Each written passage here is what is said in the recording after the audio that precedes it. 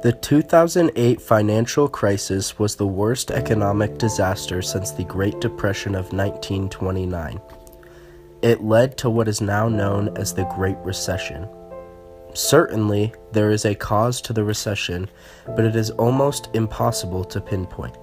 The housing prices fell 31.8%, more than during the Great Depression.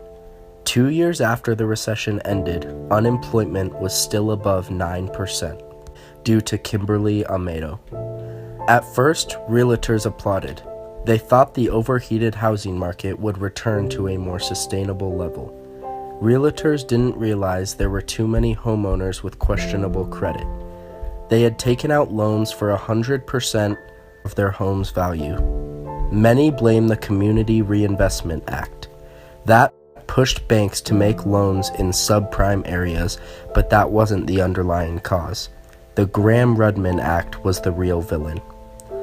That allowed banks to engage in trading profitable derivatives, which they sold to investors.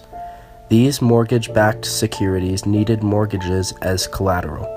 The derivatives created an unsustainable demand for more and more mortgages, due to Kimberly Amato.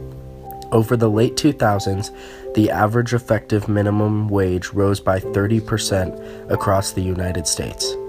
We estimate that these minimum wage increases reduced the national employment to population ratio by 0.7 percentage point due to the financial crisis response. Between December 2006 and December 2009, the employment rate among individuals ages 16 to 64 declined from 72.2% to 66.4%. In December 2012, it stood at 67.2%, and it has more recently settled between 68 and 69%, due to Jeffrey Clemens. The Great Recession, which officially lasted from December 2007 to June 2009, began with the bursting of an $8 trillion housing bubble. The resulting loss of wealth led to sharp cutbacks in consumer spending.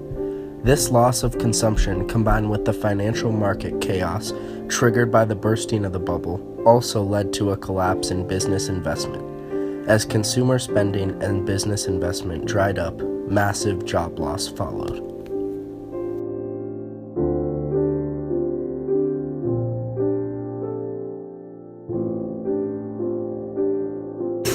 I think it started with a bunch of crooks in the banking business. Loan fraud.